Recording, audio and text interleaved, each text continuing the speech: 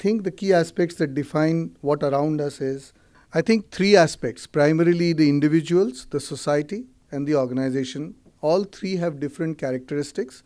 And I think if you break that workplace of 2020 into three of these characteristics, you will know what will actually impact the individual and how we work together. So obviously we are seeing amongst individuals that we are independent yet connected. So no wonder people are, the younger generation and the younger, and like Vivek said, the ones who are more into the 90s rather than the socialist ones like us, are actually moving away from Facebook and moving to a WhatsApp kind of an environment, because that's a phenomena that shows that you want to be connected, but you don't want all the time to be told what you're doing, and you don't want always everyone to know where it is. So there is an independence, yet there is a connectedness associated with it. Everything is on demand. So it's not just IT as a service as demand, but it's also jobs that you want have to be on demand. What you want from the company or want from your society or want from your life has to be available on demand. So there is always on demand. And the first one that we had put together, and this is what I use to convince my wife when she sees me reading my BlackBerry in the middle of the night, or at least when we have friends over, and says that's extremely rude. And to me, I think, work with pleasure has to completely blend together as we go into the future. That's my way of arguing with her. I don't know how true it is. But the point I'm trying to make is, if you look at the first cover over there, was primarily designed to be a relaxation or a massage chair in a working environment, which can actually also allow you a working place. So if I want to listen to music, or I want to come to office in chappals, or bring my dog, or whatever, like they do in Facebook, I'm told, is perfectly okay as long as you do your job, right? And so I think work with pleasure will become a factor of each individual.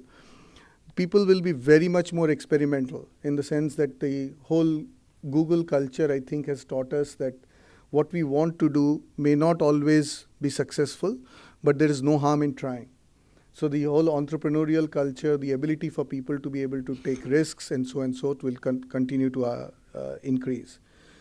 And therefore the organization, whether it's the CEO moving out of a larger cabin to a smaller one, or just to break the ceilings or the walls or whatever you want to call it, it'll become more flat, it'll become more virtual, and it'll become connected and competitive. So we no longer is an organization, we already see it, and I think people talked about some Indian, in context of the Fortune 500 question, some of the Indian companies being global, and so forth. I think every company will become global, whether it's through feedback, or whether through custom, or whether through, even if you don't want your customers to be global, you will have to accept the fact that there will be an opinion that will come in, which is coming out from not your customer base, but much wider. What would the society look like then in 2020? I think that you can already see that happening, whether it's the odd impact of media in Tahrir Square, or whether you see things that are happening.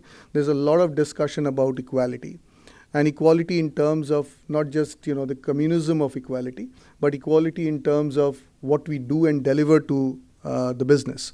So it's no longer going to be accepted fact that because you're the boss you can get away from it, but because you have to be able to deliver, and you are probably understand the domain much better than someone else, or I am equal even though I have more hair on my head, or I have less gray hair, or whatever is the combination.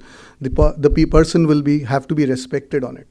And people will start to become a lot more stake-oriented. So larger corporations like ours are therefore forming companies like CanvasM, which I run, or a group of us run, to ensure that we start to give people their due and capture that talent that might go out and look at what is my stake in it. Why should I come in every morning or evening or whenever and work for it?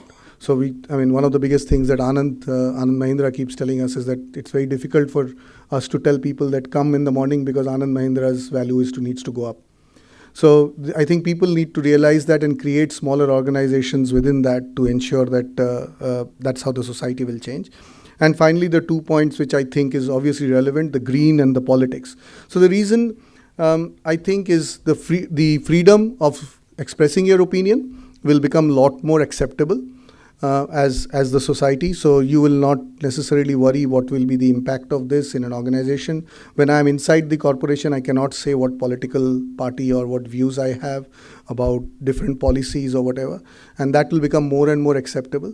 So to me, these three levers, as we start to move towards 2020, will shape our lives, in both in terms of individual as well as in terms of an organization and a society.